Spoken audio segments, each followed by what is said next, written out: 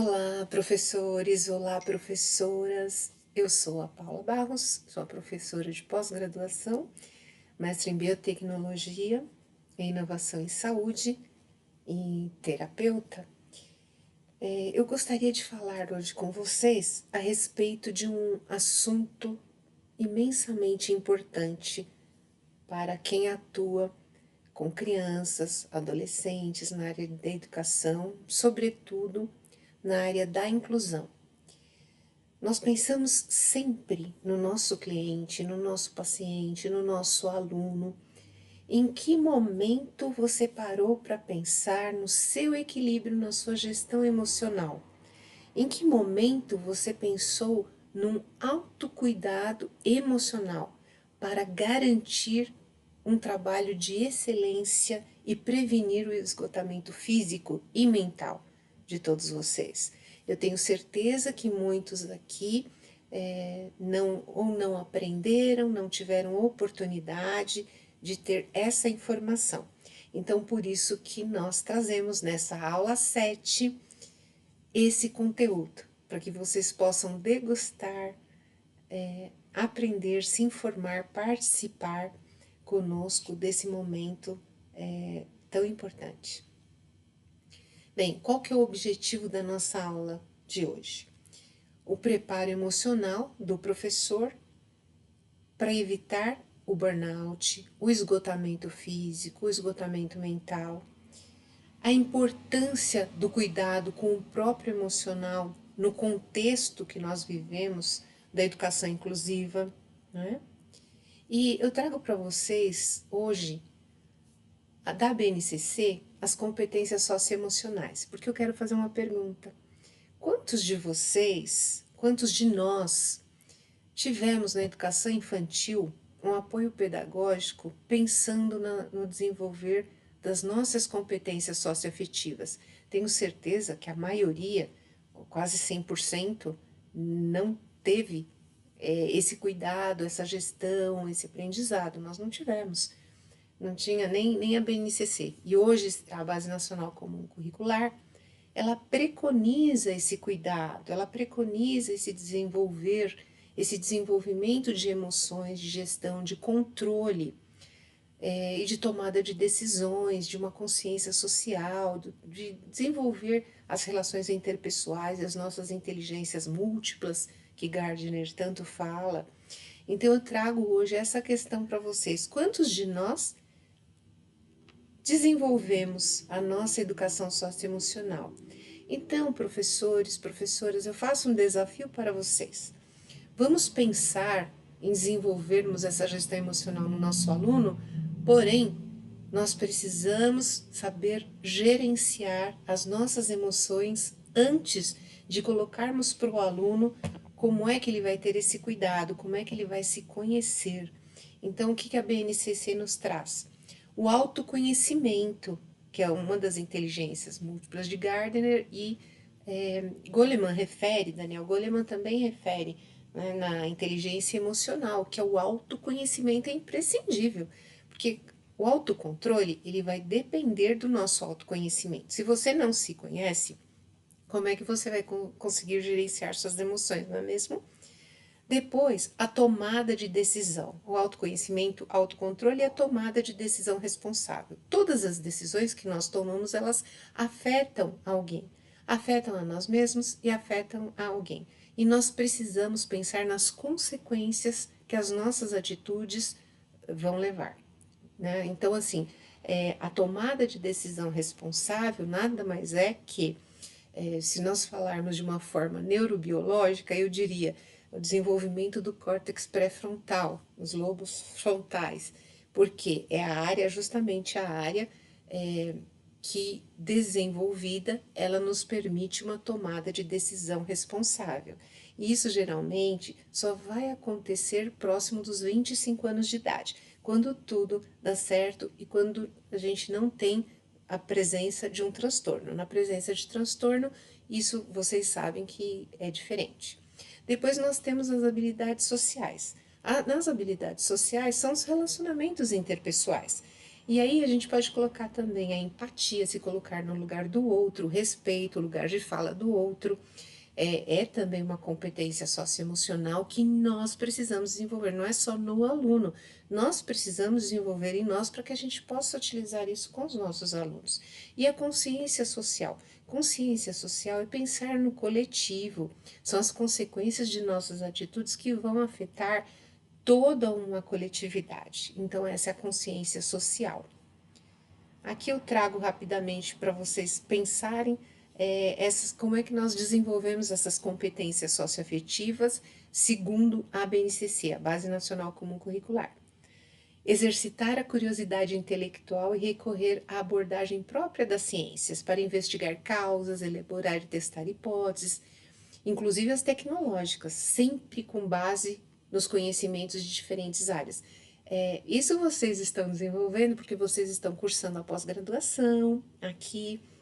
Então, realmente, vocês estão desenvolvendo hipóteses, formulando e resolvendo problemas. Valorizar a diversidade de saberes e vivências culturais é muito importante para que nós possamos fazer escolhas e alinhar ao nosso projeto de vida, porque isso vai nos dar liberdade, autonomia, consciência crítica e responsabilidade. O autoconhecimento, ele já vai nos ajudar a cuidar da nossa saúde física e emocional. E aí é um ponto importante que é o que eu quero falar com vocês hoje. Pensem bem, reconhecendo as nossas emoções e as dos outros, com a capacidade de lidar com elas e com a pressão do grupo. Precisamos cuidar da nossa saúde física e emocional. E não é responsabilidade de ninguém, senão de nós mesmos. Não adianta a gente terceirizar, falar, fulano que tem que cuidar, que devia ter cuidado, não pode me expor desse jeito, não. Toda essa autorresponsabilidade, esse cuidado com a nossa saúde física e emocional, somos nós mesmos que precisamos ter esse cuidado e essa atitude. Exercer a empatia, promover diálogo, não sejamos querosene nos conflitos, né? Vamos minimizar, mitigar os conflitos, a cooperação, valorização da diversidade, respeito pelas pessoas, sem qualquer preconceito, gente, sem qualquer preconceito de qualquer natureza, tá? Agir pessoal e coletivamente, de que forma? Com autonomia, com a flexibilidade. Nós precisamos ser resilientes. Vocês sabem que a resiliência, ela vem da física, dos materiais, que é a deformidade dos materiais. O que é a resiliência? É o retorno à forma original desse elemento. Então, eu diria, na psicologia, na questão emocional, o que é resiliência? Acontecer algo com determinada pessoa e ela conseguir retomar o estado original em poucos minutos, ou em poucas horas, ou em poucos dias, em poucos meses. Claro, eu não estou me referindo a luto, de perda ou algum tipo de luto, obviamente. Porém, é muito importante que você trabalhe cada vez mais a rapidez na sua resiliência para que você viva uma vida plena. Porque a pessoa que não retoma o seu estado original rapidamente, ela vive em sofrimento durante muito tempo. Então, aconteceu algo, retome. Respire, se recomponha e procure se reorganizar. Reorganizar as suas ideias para que você tenha no seu reflexo comportamental atitudes esperadas e não atitudes disruptivas, como nós costumamos dizer, tá bem? Agora, vamos retomar as crianças TEA que nós temos em sala de aula, que nós temos na nossa escola, que características que nós percebemos nessas crianças com nível de suporte 3.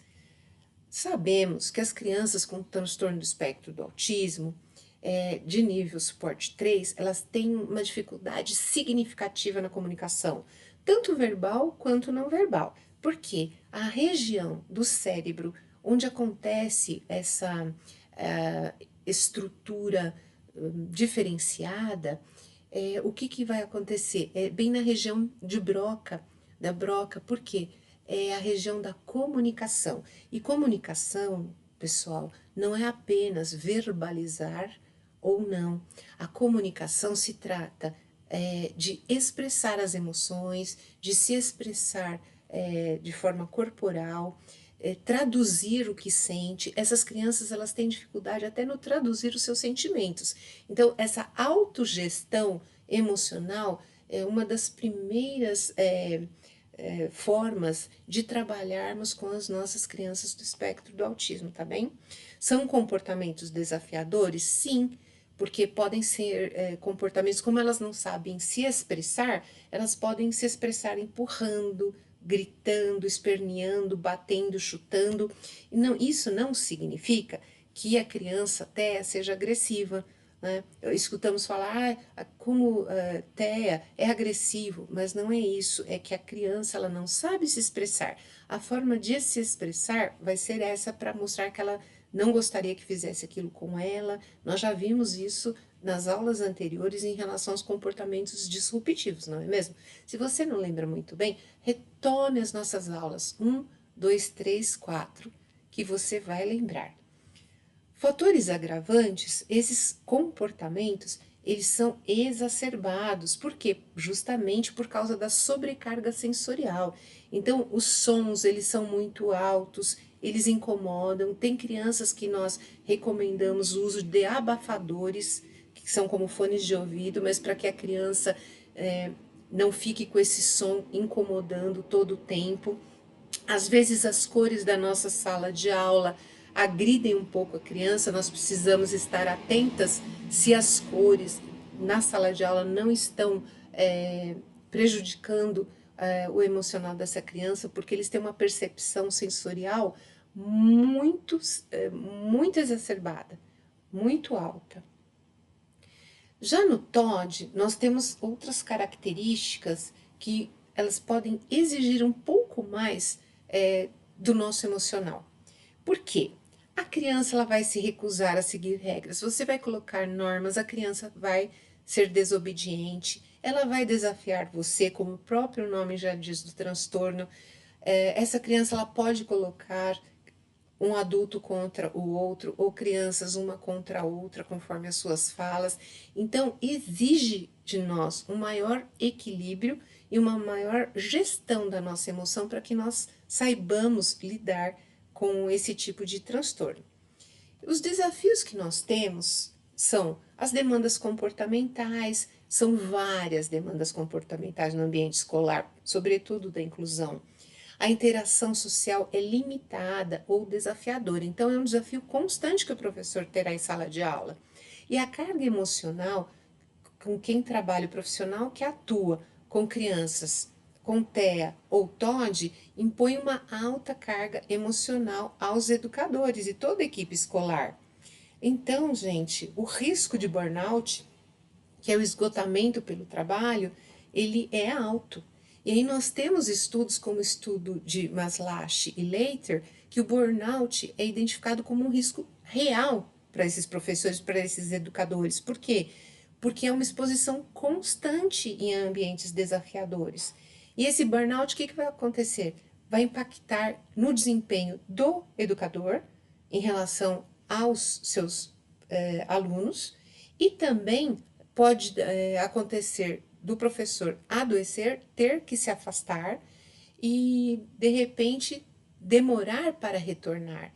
Então, a qualidade de vida desse profissional fica prejudicada e também o próprio papel de professor e educador dentro da escola. Então, o que nós precisamos fazer?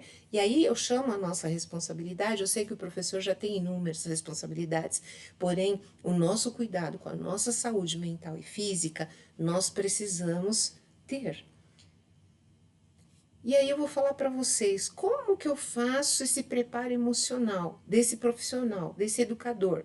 E vou falar um pouquinho já também dos hormônios da felicidade. Como é que eu trabalho com isso? E não é história da carochinha, não é Paula que está inventando, não é magia, é fisiologia.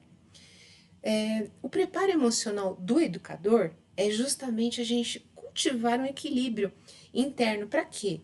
Para que a gente possa lidar com as demandas que surgem, as demandas emocionais. Então, a criança está em desequilíbrio emocional, Nós precisamos estar no equilíbrio emocional. Para quê? Para colaborar com esse nosso aluno, porque senão nós não vamos conseguir gerenciar o controle do outro. E a importância? Várias pesquisas mostram que os professores não cuidam da saúde emocional, gente. E os professores estão mais propensos ao burnout, né? Que vão comprometer com certeza a vida pessoal e a vida profissional do professor, né? E aí, a prática desse autocuidado que nós precisamos ter, ela passa por onde? Por desenvolver habilidades nossas, como a empatia, a regulação emocional, a resiliência que eu falei para vocês agora há pouco, competências fundamentais para o profissional que atua com essas crianças, com essas necessidades, com os nossos alunos também de inclusão. E aí, como eu falei para vocês, existem os hormônios da felicidade. Muita gente fala, mas o que é isso? Porque esses hormônios, eles vão interferir na nossa vida e eles estão relacionados no nosso bem-estar geral.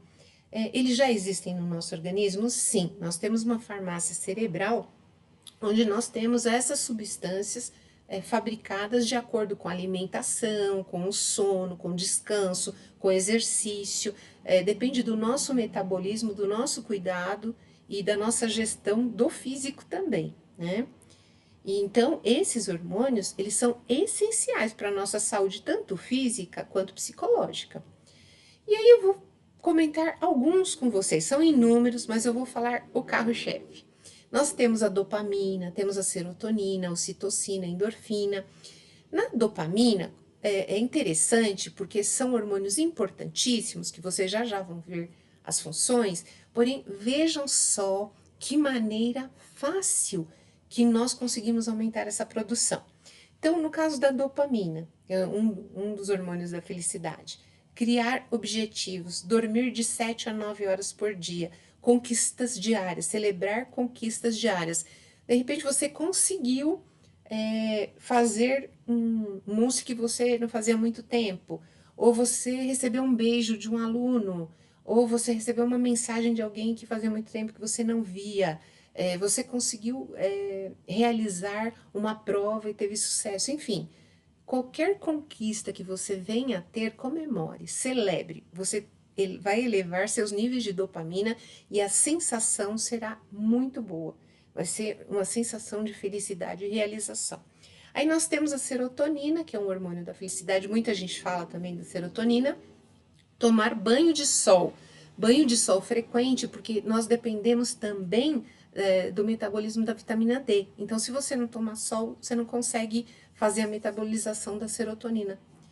Recorde bons momentos. Então, se você pegar algumas fotos, não vai pegar foto de coisa que você não quer lembrar, ou de pessoa que te deixou, de relacionamento que não deu certo. Não faça isso com você.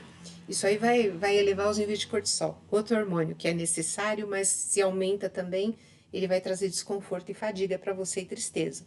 Então, recordar os bons momentos vão elevar seus níveis de serotonina. E olha só, gente, como é que eu elevo meu nível de serotonina? Gratidão, agradecer diariamente. Você sabia que se você for uma pessoa grata, você agradecer de coração, não por fora só, mas de coração, você agradecer por tudo que você realiza no seu dia e o que as pessoas te oferecem, você aumenta seus níveis de serotonina. E aí a gente vai falar da endorfina, antes de falar da ocitocina. A endorfina também é um hormônio da felicidade, praticar o que te deixa feliz. Então, se você gosta de ler um livro, gosta de assistir um dorama, gosta de estudar, aquilo que te realiza, ler uma bíblia, o que você quiser fazer, ou a Nona Sinfonia de Beethoven, ouvir, enfim, praticar o que te deixa feliz eleva seus níveis de endorfina, assim como rir, cantar, dançar. Vocês já ouviram falar em terapia do riso? Tem lugares que fazem terapia do riso para elevar os níveis de endorfina das pessoas. E os exercícios físicos, que eles são significativos, muito importantes para a saúde física, mas elevam nossos níveis de endorfina e eles aumentam a nossa sensação de bem-estar. A ocitocina eu deixei por último, por quê? Nós falamos que é o hormônio do amor, ele é conhecido como o hormônio do amor.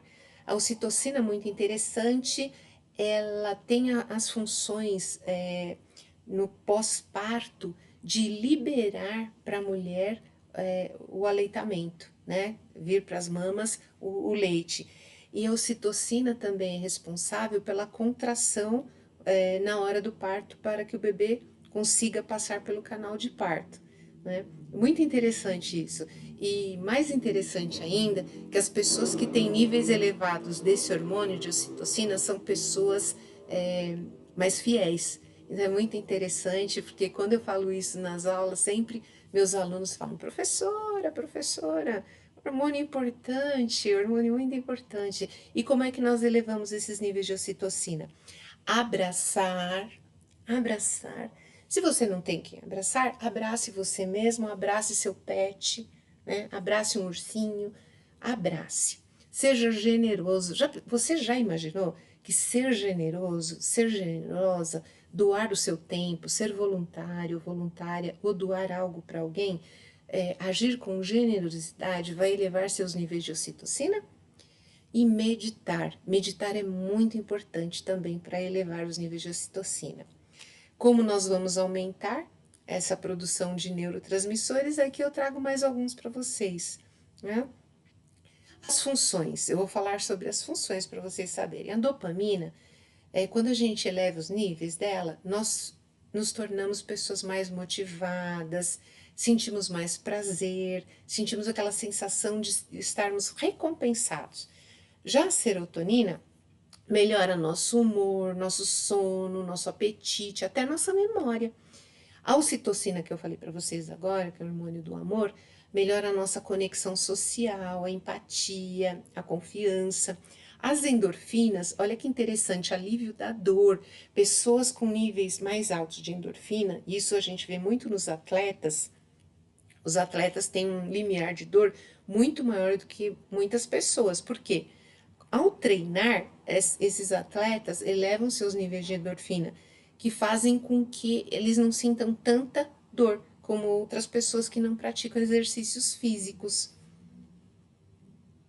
Espero que vocês estejam gostando. E quem quiser ler todos esses neurotransmissores, o efeito na vida e o hábito que faz com que nós elevemos esses neurotransmissores, na hora que o vídeo estiver passando da aula, aperta a pausa e leia com calma, que vocês vão gostar dessa informação.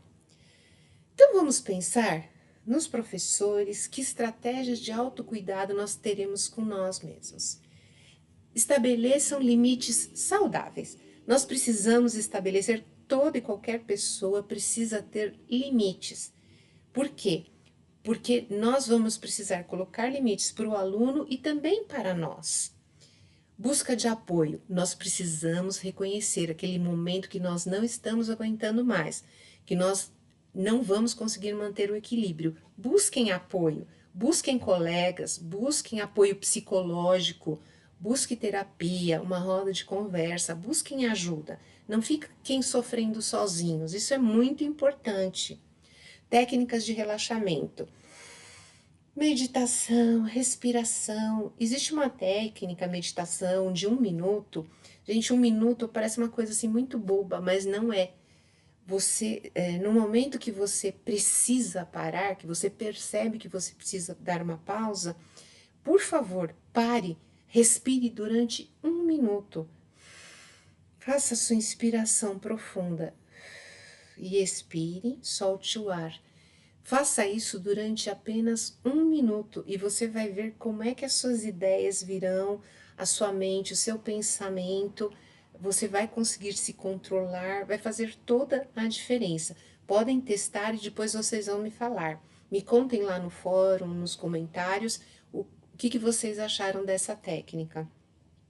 Grupos de reflexão vocês podem fazer entre os próprios colegas, né?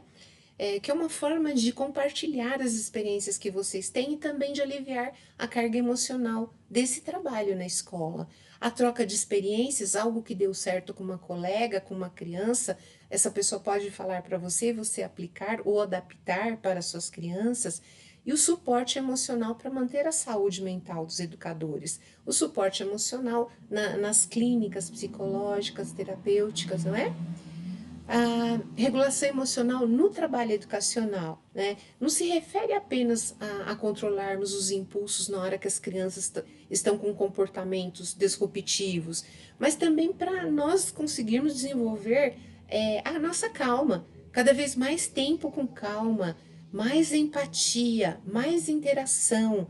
E ela traz benefícios, essa regulação, porque a longo prazo vai melhorar essa relação que eu tenho com o meu aluno e vai contribuir tanto para a eficácia do trabalho quanto para o desenvolvimento e autonomia dessa criança. E as técnicas, uma delas é que eu falei para vocês da respiração e reestruturação cognitiva, são técnicas de regulação emocional que nós utilizamos. A empatia também, você praticar empatia, ela ajuda na autorregulação, é uma ferramenta pedagógica essencial, tanto para você utilizar com o seu aluno, quanto consigo mesmo, tá bem? Rede de apoio, nós temos psicólogos, terapeutas ocupacionais, assistentes sociais, vocês têm colegas entre vocês, psicopedagogos, apoiem-se, né, uns aos outros. A colaboração família-escola, tem uma comunicação aberta com os pais, os outros professores, as suas chefias. Eu acho muito bacana essa promoção dessas bolsas que vocês receberam da Prefeitura Municipal do Embu das Artes, porque eles se preocuparam com a formação, com a informação para vocês.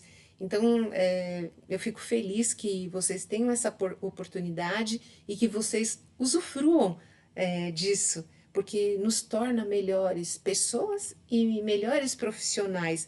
E nós vamos conseguir transformar as realidades de tantas pessoas, a nossa, mas de tantas outras pessoas. No ambiente equilibrado também nós vamos conseguir avançar muito, tanto o nosso desenvolvimento emocional quanto dos nossos alunos.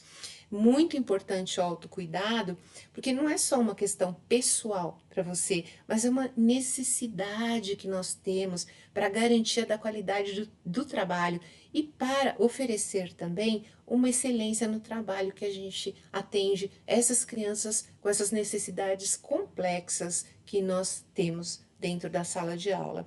E o autocuidado, a regulação emocional, o apoio da rede, eles são fundamentais para evitar o que, gente? O burnout, o esgotamento e garantir uma atuação eficaz e plena nossa enquanto professores, docentes ou equipe escolar. E existe um benefício mútuo.